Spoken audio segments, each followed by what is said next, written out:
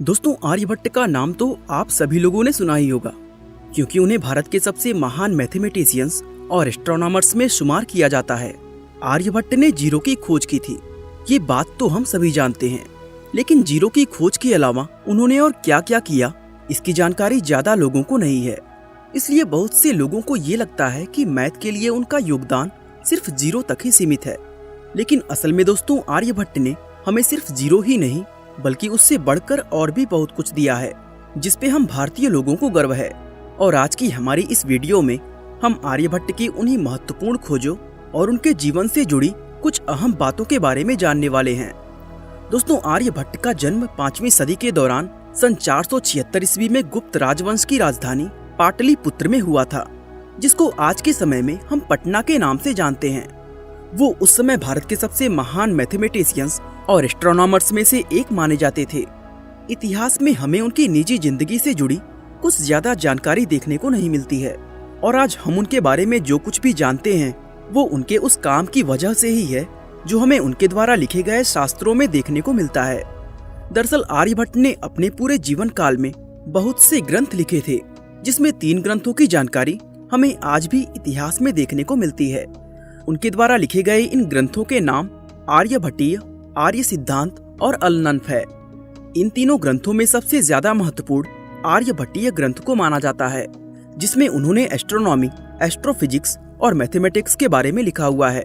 और अगर आर्य सिद्धांत ग्रंथ की बात की जाए तो उसमें आर्यभट्ट ने एस्ट्रोनॉमिकल कैलकुलेशन में इन्वॉल्व होने वाले मैथमेटिकल कॉन्सेप्ट्स के बारे में लिखा हुआ है। हालांकि दुर्भाग्य से ये ग्रंथ इतिहास में खो चुका है और आज दुनिया में इसका एक भी अंश मौजूद नहीं है। इस ग्रंथ की कुछ डिटेल्स हमें 7वीं और 8वीं सदी के मैथमेटिशियंस और एस्ट्रोनॉमर्स द्वारा लिखे गए उनके शास्त्रों में देखने को मिलती है, और इसके अलावा हमारे पास इस ग्रंथ से जुड़ी और कोई भी जानकारी मौजूद नहीं है। यही वजह है कि दुनिया में किसी को भी इस बात का कोई अंदाजा नहीं है कि आर्यभट्ट ने अपने इस ग्रंथ के अंदर एग्जैक्टली क्या लिखा था। अब तीसरे ग्रंथ यानी अलनन्फ की बात करें तो वो भी आर्य सिद्धांत की तरह ही इतिहास में गुम हो चुका है। इसलिए आज हमारे पास इस ग्रंथ के नाम के अलावा इससे जुड़ी और कोई भी जानकारी नहीं है।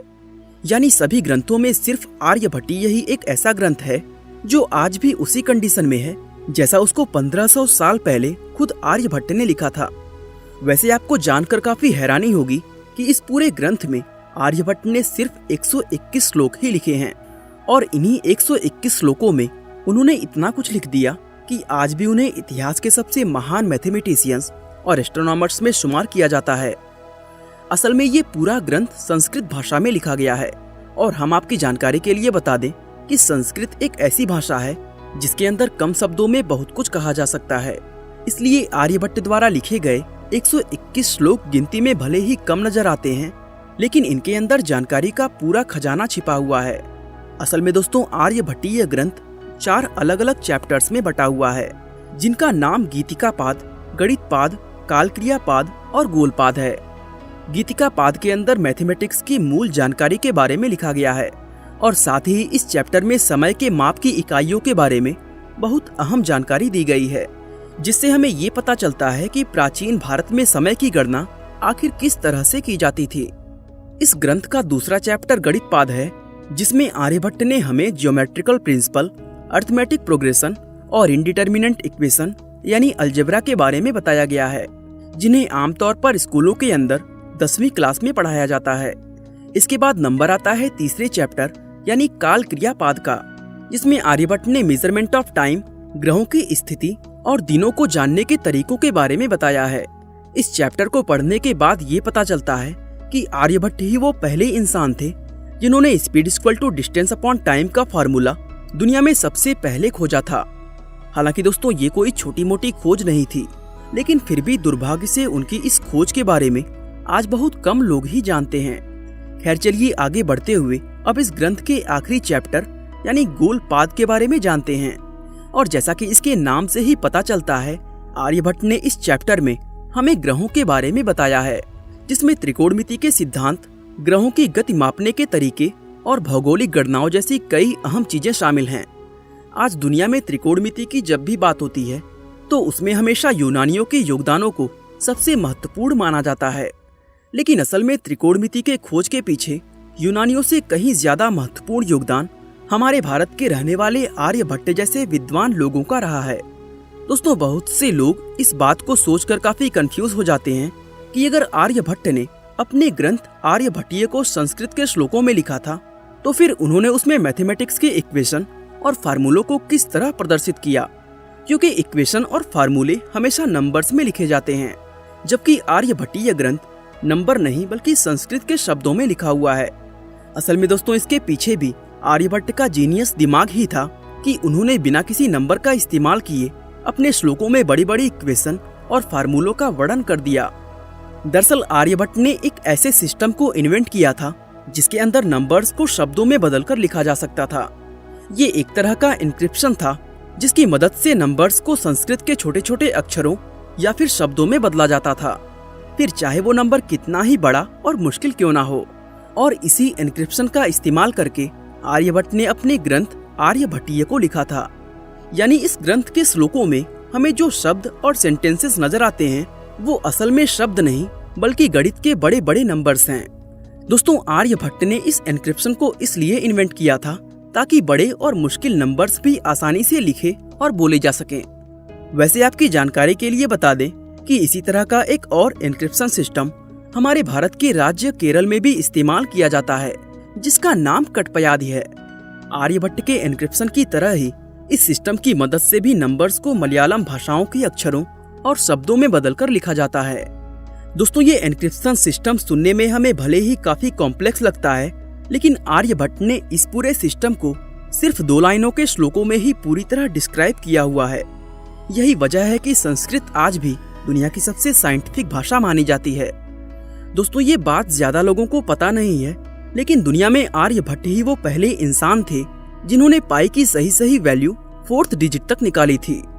उन्होंने अपने कैलकुलेशंस के जरिए पाई की वैल्यू 3.1416 बताई थी और साथ ही ये भी लिखा था कि ये वैल्यू एक्यूरेट नहीं बल्कि अनुमानित है।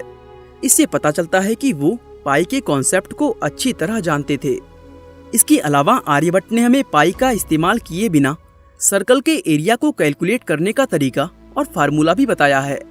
उन्होंने लिखा है कि सर्कल के सरकमफ्रेंस यानी परिधि को आधा करके यदि उसको सर्कल के रेडियस यानी त्रिज्या से मल्टीप्लाई किया जाए तो इससे उस सर्कल का एरिया निकल जाता है। दुनिया में इस तरह के फार्मूले देने की वजह से ही उन्हें इतिहास के सबसे महान मैथमेटिशियंस में शुमार किया जाता है। दोस्तों, आर्यभट्ट ने अपने इस ग्रंथ के अंदर अपनी खुद की जन्म तिथि, जन्म स्थान और इस ग्रंथ के लिखे जाने की तारीख भी बताई है।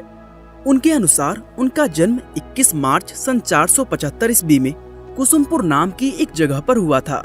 वैसे आपकी जानकारी के लिए बता दें कि बिहार की राजधानी पटना शहर का नाम प्राचीन समय में कुसुमपुर हुआ करता था। इसके अलावा आर्यभट्ट ने अपने ग्रंथ आर्यभट्टी को लिखने की तारीख 21 मार्च सन 499 ईस्वी बताई है।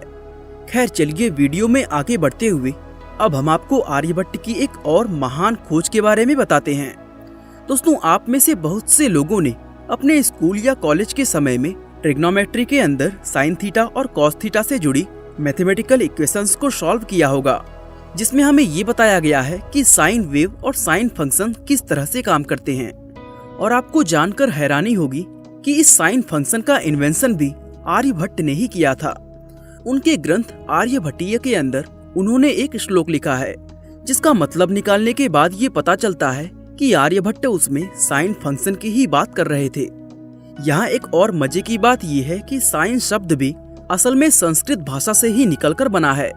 दरअसल प्राचीन समय में भारत के अंदर साइन फंक्शन को ज्या कहकर बुलाया जाता था। ये संस्कृत भाषा का एक शब्द है जिसका मतलब एक मुड़ा हुआ या कहें घुमावदार धनुष होता है। सबसे पहले ज्या शब्द को पर्शियन भाषा में ट्रांसलेट करके जीबा नाम दिया गया था।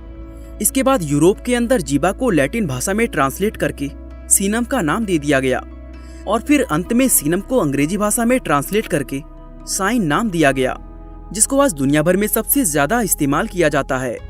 तो दोस्तों, जैसा कि हमने आपको बताया कि आर्यभट्ट ने अपने ग्रंथ आर्यभट्टीय के अंदर 121 श्लोक लिखे हैं और उनमें से हर एक श्लोक अपने आप में कोई महत्वपूर्ण खोज या इन्वेंशन को समाये हुए हैं। उनकी उन सभी खोजों में से एक वो मशहूर जीरो की खोज भी है जिसको लेकर आज हम सभी भारतीय गर्व महसूस करते हैं। वैसे इस बात में कोई शक नहीं कि जीरो ही आर्यभट्ट की सबसे बड़ी खोज थी, लेकिन जैसा कि हमने आपको बताया कि जीरो के अलावा भी उन्होंने दुनिया को बहुत कुछ दिया है। बाकी दोस्तों, आज के लिए बस इतना ही। आप इसी तरह के टॉपिक का सजेशन हमें कमेंट बॉक्स में दे सकते हैं। हम जरूर उन पर वीडियो बनाने की कोशिश करेंगे। वीडियो अच्छा लगा तो लाइक, शेयर और चैनल को सब्सक्राइब करना बिल्कुल ना भूलें। आपका बहुमूल्य समय देने के लिए बहुत बहुत धन्यवाद।